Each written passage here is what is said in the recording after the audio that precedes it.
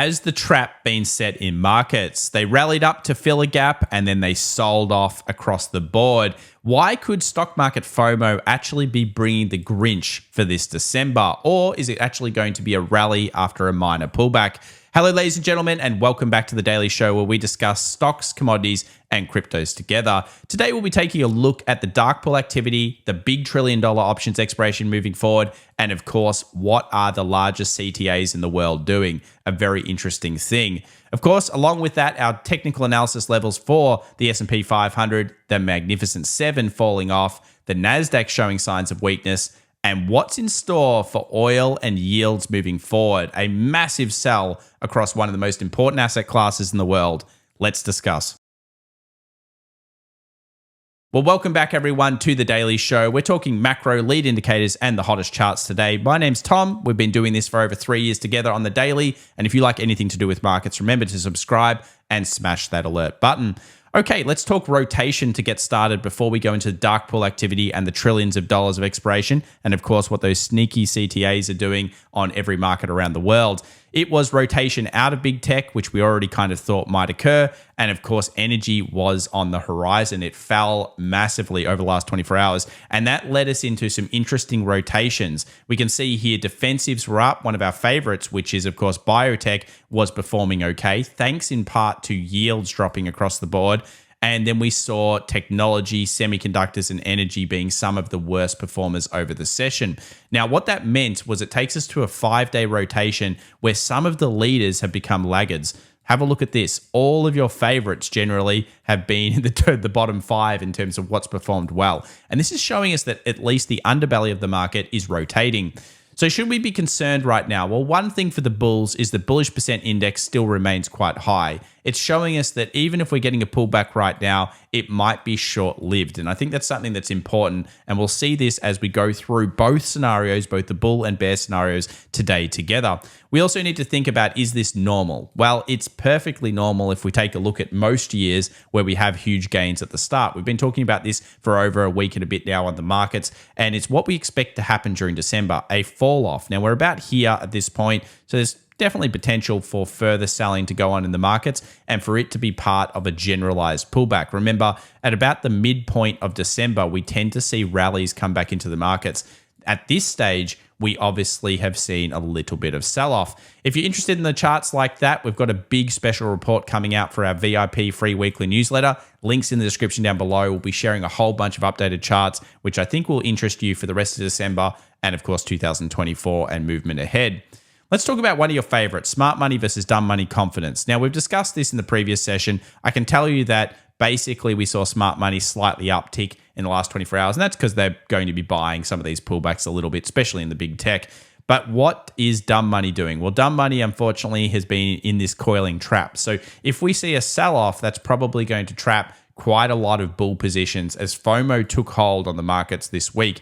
We'll be looking at whether the options market can really let this kind of fall happen, though, because that's really where I guess you would say the issues start to appear when it comes to the OPEX next week and everything in between.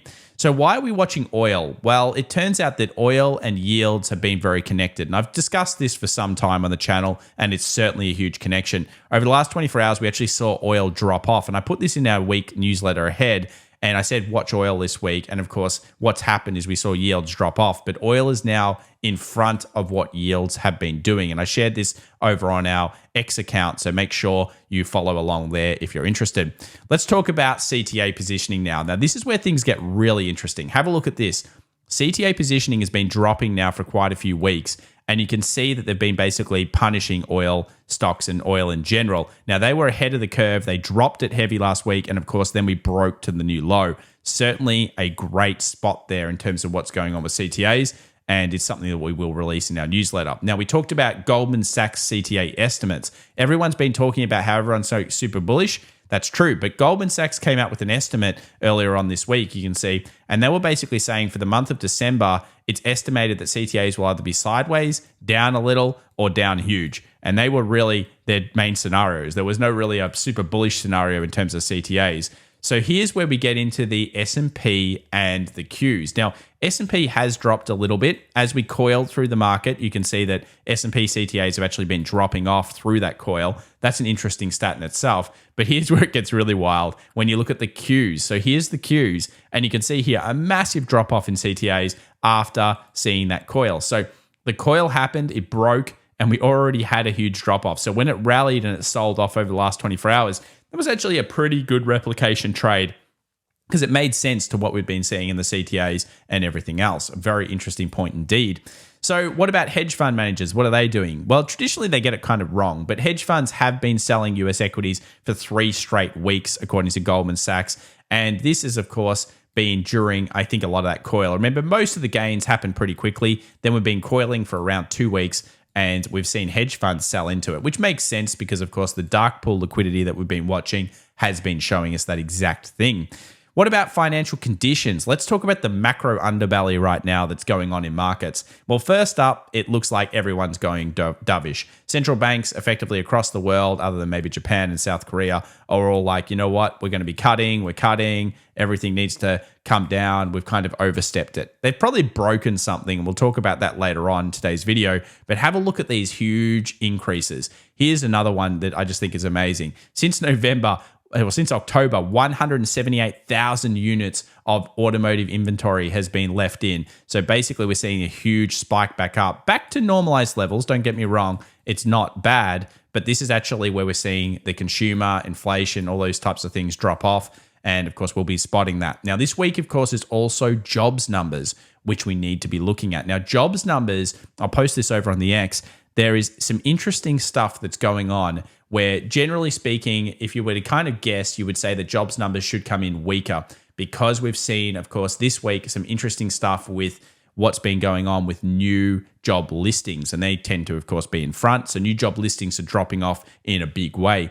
Global equity sales growth has dropped as well to come back more into the harmony kind of side of things, showing that the Federal Reserve has really cooked the markets and, of course, pushed down on this pressure. And US economic surprise index as well has been dropping off. So really, we're in actually a market that's kind of looking a bit sick, but we're in that wacky kind of a level where, at least initially, the market loves that because it says, oh, cool, well, we're going to be cutting yields. And yes, that's exactly what the market's thinking. Now, remember, it priced in 2 25 basis point cuts in up until January of 2025. Now we're expecting 5 to 6, maybe even 7 cuts is the expectation. And you might say, how's that possible? Well, oil is kind of starting to predict that things are really sick underneath. And of course, that's what we saw with the sell-off. Now, this all comes in light of course, fear dropping out of the market. We can tell that because if we have a look at the S&P 3-month at-the-money put price, it's like the cheapest it's been. Now, this was at the start of December. You can see the read,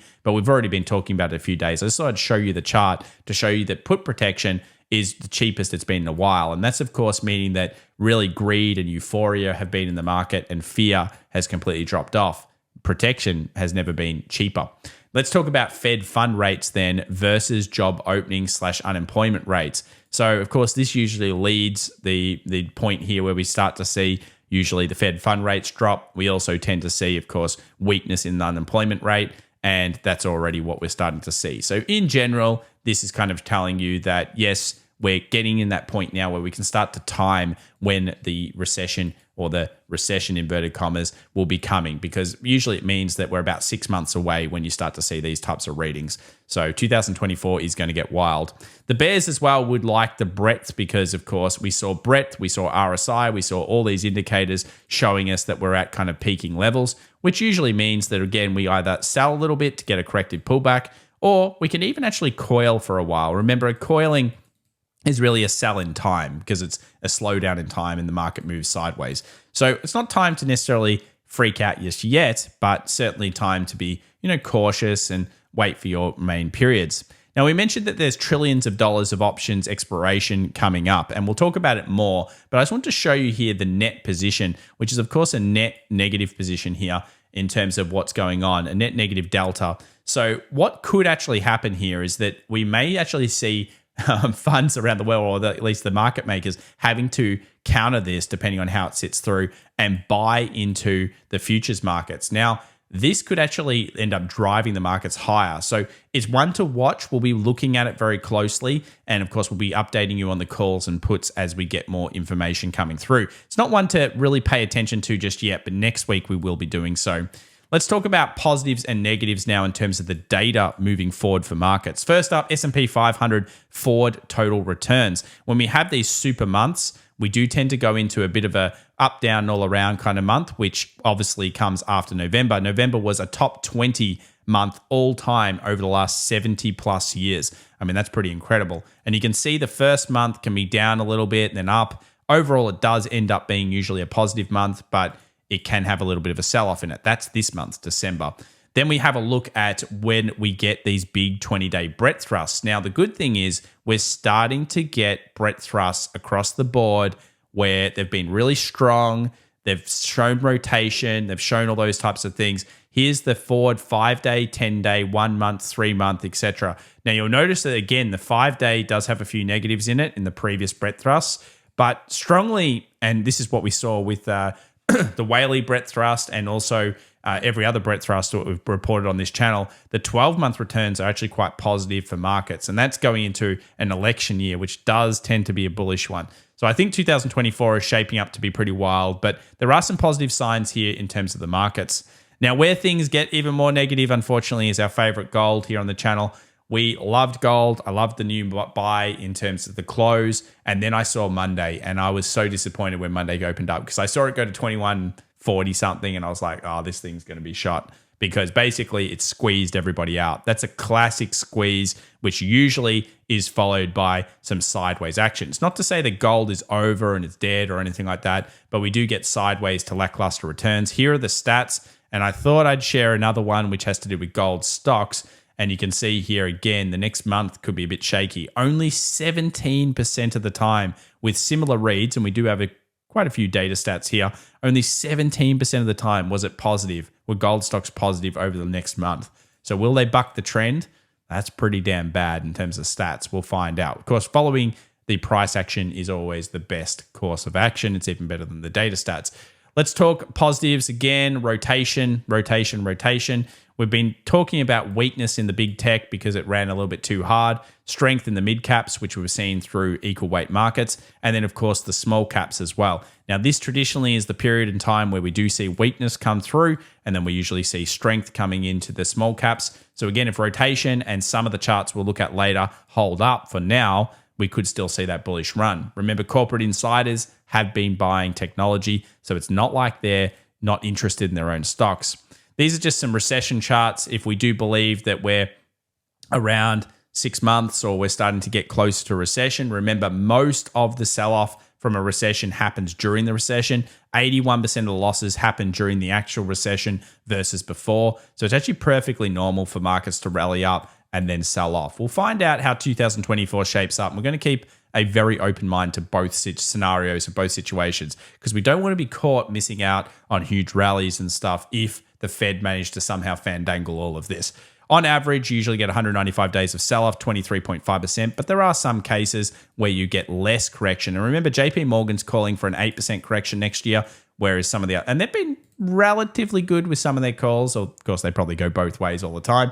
But yeah, negative 8%, that's in line with the correction period of those 87, 89 points. So let's talk about where the big transactions have been coming in. Well, firstly, we saw 2 large transactions on gold coming through the Gold Trust IAU. And this could be a buy, it could be a sell.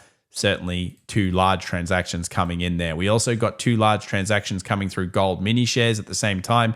We'll continue to watch the price action on both of these. Are they sells? Well, history would probably say they are, but we'll have to find out based on the price action. Remember, price action is the key. Also, in line with what we've been talking about, Treasury is seeing some profit taking probably again. We saw both the 3X fund and, of course, the normal funds both showing big transactions, which could tell us that there's a little bit of profit taking. And I still expect Treasuries to start rotating or at least like float round here for a while as it's in supply. Though for the last 2 days, it still has rallied up. For investors, you won't care. You're going to hold it because you're going to be like, whatever, it's all good.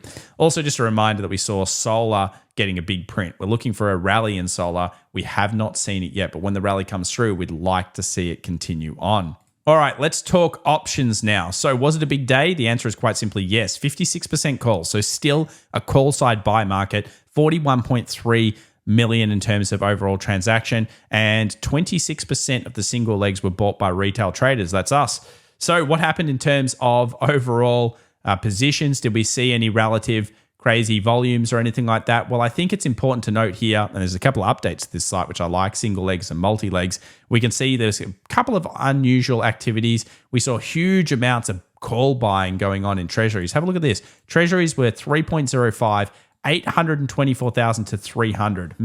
All right, a lot of people buying. Well, everyone's getting excited. I'm not so sure about that. We'll find out. We did see some solar stocks starting to struggle, FSLR, and Enphase obviously down on the session. Enphase in particular is usually the one we look at. That's been going quite well recently since we first reported on it. And I think we were pretty equal in terms of S&P 500, but notice the calls on pretty much both of the markets were relatively standard. Like we had calls and puts pretty equal to each other. The Russell also fairly equal to each other, which is worthwhile noting because we noticed that during the October sell-off, we had huge amounts of Russell puts, and it became so obscene in terms of the puts that were there, the markets just had to rally up, and that's exactly what we did see. In terms of some other things that are interesting, a couple of hyper stocks did go up. So we saw rotation continuing into things like Zoom, Block, which is Square, and some other rotations. Let's jump into the charts now. Effective yield rate was up a little bit, signifying that maybe markets can come down. We'll keep watching this. Nothing to be super worried about just yet, though, from that. RSP was still equal. Now, notice that the market was down a little bit, but RSP still held up. And that just shows you that, yes, the underlying rotation was continuing in markets. We saw stronger smalls in terms of some of the quality stocks and mid caps come through, Square, Zoom, and the like. Our Zoom, or our indicator for bonds, continues to be relatively bullish, but it is at that peak level now. So, of course, this ratio here showing us that we've found strength at this stage and the market was doing pretty well. And treasuries ended up putting in a 95.87. So a pretty nice run up, 1.33%, mostly driven by the US 10-year, 20-year, etc. dropping off. However, they have since picked up a little bit. And in this area here is still where I expect potential rallies from the US 10-year. And that, I think, is going to come into the jobs numbers. So we'll see how the jobs numbers play out. Look, I'm not going to trade the US 10-year too much around here. I do think treasuries have seen some selling. And this is a point where I'm just kind of watching and seeing. And that's the beautiful thing about trading is you have the decision to make decisions or to make your trade when you feel like you have some type of advantage. PCC is still low, which means that puts are in general not as heavy in the markets in some ways across all strikes. And we've seen a lot of calls. Dow Jones Transportation Average did suffer another day. That's not exactly bullish. So, of course, we're watching that one. And home builders still very strong in comparison. The day ended up coming down, though, off this wick. So what you'll notice is that's still a rejection. If that comes through to a sell, again, it could be a bit of a sign that this correction phase, or at least this sideways phase, might get a little bit more nasty.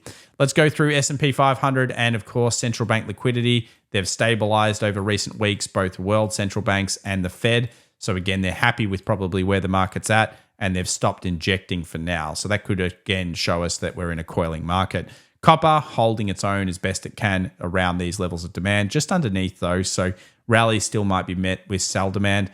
We've, of course, got a downgrade on China, which really hurt the copper trade. But we did hit one of the key levels. I already corrected that. I had 4, but actually 390 was the best zone. Let's move over to the dollar index. So the dollar index is back into the supply zone. And this is the area where the dollar index is going to make big decisions. It's currently making a series of higher highs and higher lows.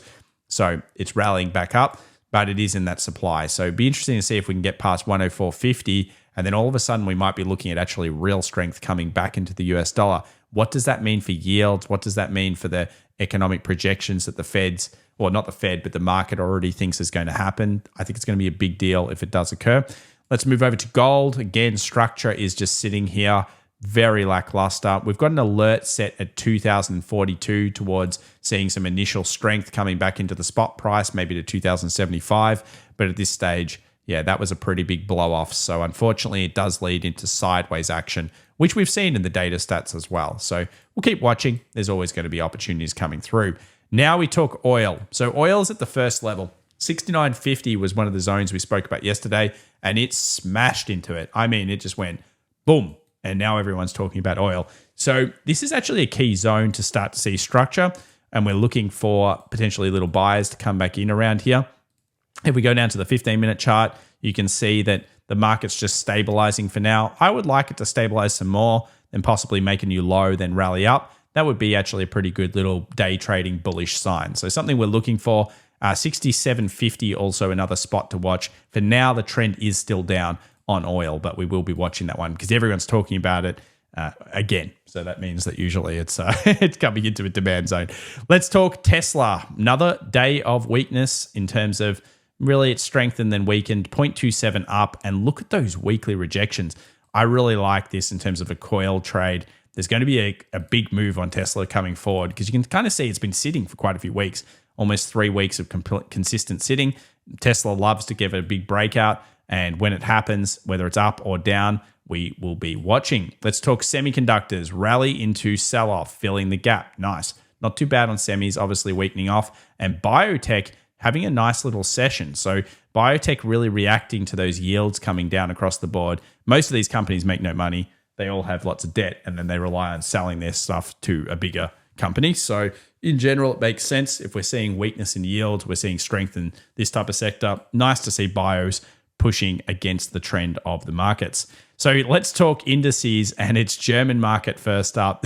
This one's wild. So the German market actually just continued to blow up, and it went crazy, and it went all the way to 16,726. And you would think, well, that's not possible.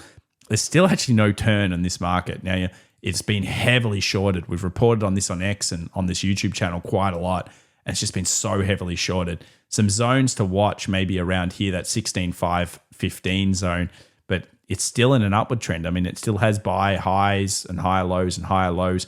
This could be the sign of potential weakness because it fell a little bit more than it has for a while. But what a strong market it's been. Going against the DAX, it proves time and time again that you don't want to go against these verticals until you see that consolidation or real turns. US 2000, actually pretty weak looking candle. Rallied to a new high, then sold off. Now, a lot of people know this as a shooting star or a pin bar. So again, it's kind of pointing towards maybe a little bit more weakness. That certainly could be a trap, which is what we alluded to at the start of today's video. But really the interest is in the Qs. Let's talk Qs. Now, we had a gap fill that we marked in, and it just came back. It was a beautiful gap fill trade. That 390 lined up perfectly with one of the zones we were discussing. And of course, if you look at it on the futures action, we got that 16,000 tap. We saw the rejection wick. That's a thing of beauty. And yes, that was a very technical trade. Now we face ourselves with this low level. So we've of course got an alert underneath 15.7. And if we do get under 15.7, it opens up 15.5 and possibly that better zone, which is that most traded zone, 15,287. So we do expect, because of the nature of the bullish market at the moment, that these levels may find buyers, and we'll update you on some options stuff as we see it come through. The problem is really going to be that we're coming into jobs numbers. Now, I hate jobs numbers week because traditionally, if you talk to investors and traders that have traded for a long time, they tend to leave the market for these couple of days because markets can sit and hover and wait. So why is that? Because markets tend to trap people around the jobs number. If you've ever watched a non-farm payrolls, it often goes off in one direction and then the opposite direction. And that's what we call a real trap that happens for liquidity reasons. So it could be like boom, boom, like this. If it is like that, then we're going to a new high. These are the types of things that happen. So as I often say, patience, react, don't predict can be the best. Jobs numbers week is annoying. Friday, 8:30 a.m. New York time is what we're going to see. So we kind of expect to be pushing these low narratives. But maybe, the Thursday traditionally has been usually a bit more of a slow kind of period in time. So we do tend to see a bit of a slowdown in markets. It may not be, but we're back in those supports. So you can see here on the S&P 500, it also came up and did a pretty much close to beautiful fill and then sold off. Still not underneath these lows though. So let's have a look at the futures action. You can see all my green squiggly lines and where they've been following. So one of the green squiggly lines that I like and the market's been following, we're coming into, anywhere around here is where I could see buyers come back into the market. So you got to be careful about that. We still haven't hit that alert at the 45, the 45.24. So really at the moment, it's still just rotation out of big tech. If we take a look at the Mag 7, you can again see that trade over the last 24 hours, a nice one if anyone went for that. And we saw some weakness. New lows, well, of course, that's going to expose. So 18.15, worthwhile setting on which will be pretty equivalent to the NASDAQ making a new low, but that's an interesting one to set. What about Bitcoin? Well, it continues to be bullish. There's nothing much we're going to say about that other than it continues to be bullish. It, remember, was in a melting market. Now, these unusually large candles usually will be met by a blow-off. And what I'm hoping to see is something similar to gold, where it just goes boom like that, huge move. And we're looking for that 40 kind of 6 to 48,000, somewhere around there. So if that does happen and then it gets heavily rejected, you're going to know it's squeezed people. But for now, it's a melting market. So it's a little bit different to the American market, because the American market's more of a coil or with a downside in big tech. And that seems to be where we're continuing to be at this stage. Big economic data moving forward. I know this was a long one, but bear with me. Of course, there's a lot to cover. And we've got US employment, non-farm payrolls, 8:30 a.m. Friday. That's going to be one to watch. Of course, the markets do go wild each way.